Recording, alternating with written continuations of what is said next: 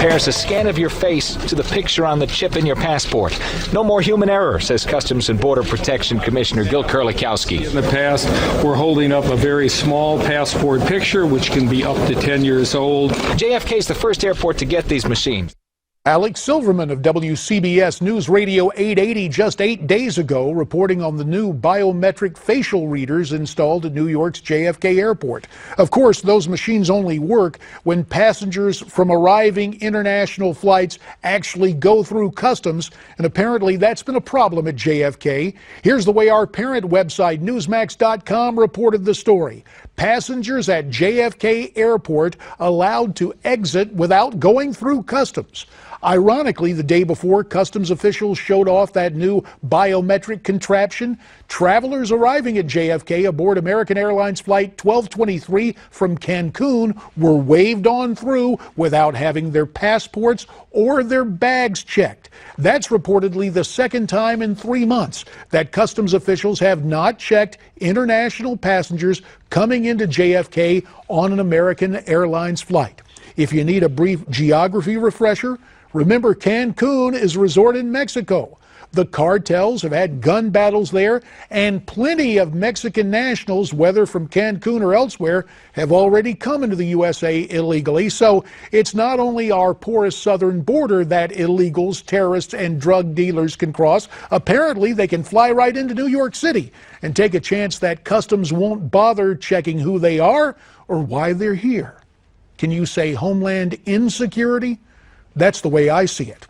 Now, for the way you see it, your comments via social media. First tonight, it's Joe, upset with those Republicans who say they'd rather vote for Hillary over Donald Trump should he get the nomination. He writes, that pack of Republicans that indicated they would vote for Hillary if Trump is the nominee for their party are identical to the moron that refuses to put out the garbage because they don't like the garbage collector. Next, we hear from Tim, who writes in about the strained relationship between Trump and Ted Cruz and is commenting on what I had to say Friday, where I played a soundbite showing another strained relationship that was eventually able to work out. Let's listen again to those comments made by then Senator Joe Biden concerning another then Senator Barack Obama. I mean, you got the first sort of mainstream African American who is articulate and bright and clean and a nice-looking guy. I mean, that's a storybook, man.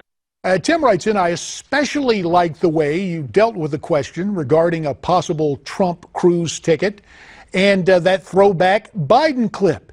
It really puts mudslinging into perspective, highlighting that no tiff is insurmountable when political expedience is at stake.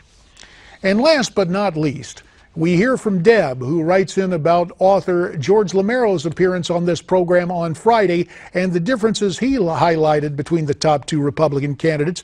Deb says Cruz is not going to carry Iowa, New York, New Hampshire, Florida, and others. He's flip-flopped on too many things. Trump, I do believe, will change the GOP. I see another party growing out of the Trump supporters.